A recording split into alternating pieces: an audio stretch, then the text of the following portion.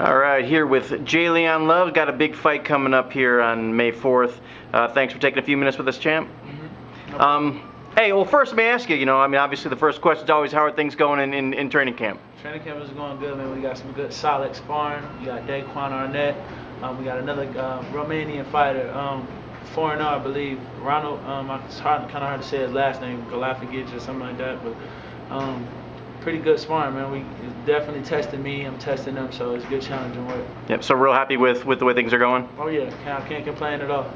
All right. Huge card for you. Obviously, being on a Floyd Mayweather event's always big for any fighter making their way up. Is stupid question, but is this the biggest fight of your career? Definitely, most definitely. I mean, I never thought the day I'll be fighting on pay-per-view or at least opening up for Floyd Mayweather, but here it is. God puts us in tremendous places, and it's a blessing. So here we are, May 4th. It'll be my biggest fight. I'm fighting Gabe Rosado from Philly, another a tough fighter. Has been in the game for a long time. Got a lot of experience. So. Just looking to put on a good show for everybody. Yeah. Now speaking of Gabe, he's a tough guy. Just fought for the title. Was unsuccessful, but as far as his level compared to other guys you fought, where do you rank him? Man, definitely one of the best. You know what I mean? Definitely one of the best. He's been in there, like I said, he's been in there with some tough guys. He's got the experience, and it's a good touch for me. At the end of the day, guys like him bring out the best in me. So at the end of the day, I'm not. As far as a pro career, as my resume, people look at my resume and say, well, he's never fought nobody like Gabe Rosado. No, I haven't. But at the end of the day, I've been around and sparring sparring and fighting is two different things. But I've been around the game a long time. I got a lot more amateur experience as well than Gabe Rosado. But, pros is pros, amateurs is amateurs. He's a solid pro. He's a good fighter. At the end of the day, he's going to bring out the best in me. I'm going to definitely bring out the best in him, and we're going to make it happen. Right. Now, I mean, is this... Pretty much you just answered it there, but is it the right direction? I mean, is it a logical progression for you? You just had Derek Finley and then Seven to Gabe, who's fought a champion. I mean, is it the logical progression for where you want to be in your career at this point? Yeah, most definitely. Like I said, the names that we were given, I picked Gabe Rosado. So at the end of the day, I knew that he's a good fighter. He's a tough fighter. One of those old Philly fighters, you know what I mean? Tough guys, always giving guys good work, always giving guys problems or whatever it is. So at the end of the day, man, I'm not surprised with what he's gonna do. If he wants to come forward, we're ready for it. We looking just to be there. I'm the bigger man. We gonna show it. We gonna do what we have to do. Okay. So your last fight with Finley, you had a little bit of bad blood going right before. This one, you're speaking real well of Rosado. Any tension this fight, or how do you guys get along? I mean, I wasn't any bad blood with Derek Finley. I mean, I don't know. We'll rub him the wrong way during the press conference, but at the end of the day, man, it's a job. This is what we do. You know what I mean? I've been watching Gabe Rosado for a long time. Like I said, I have nothing bad to say about the man and him and his team. He has a great team.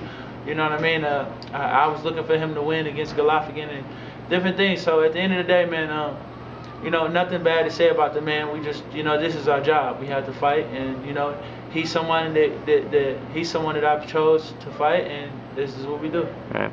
Now, a real unfortunate incident happened for you recently. Your brother passed away in Detroit.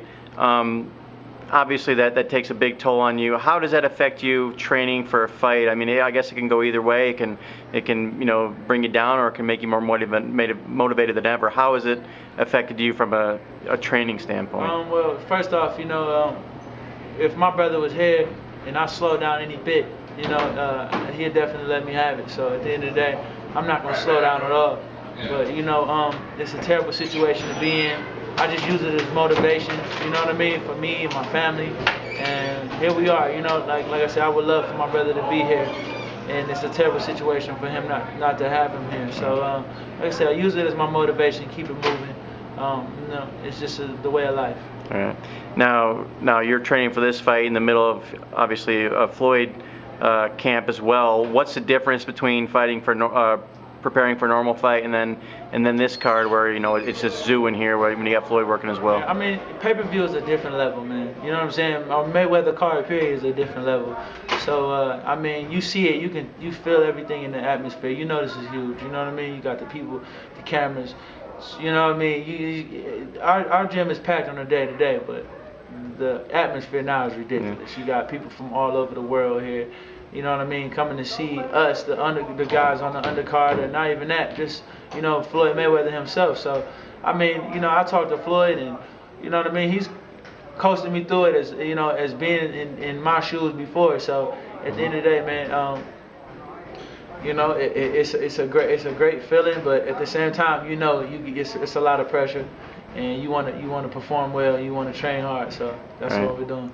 Well, obviously, as a result of everyone being here to see Floyd, they're naturally going to see you as well, being on the card. So do you feel a little extra pressure or a little extra desire to want to showcase, how good you are, and that, maybe someday that they'll all be coming to see you? Yeah. I mean, like I said, since I've been boxing, this is what we dream about right here, and I'm here. So I definitely don't want to, take the opportunity for granted. So I'm going full blast. I mean, we're working.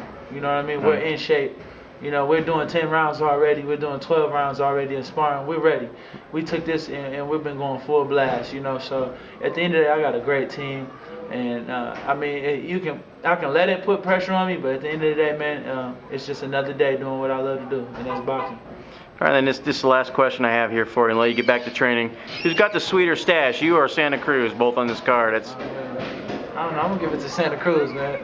Mine ain't too fly. You know what I mean? Santa Cruz got it. I'll give it to him. All right. Thanks, Jay Leon. Good luck.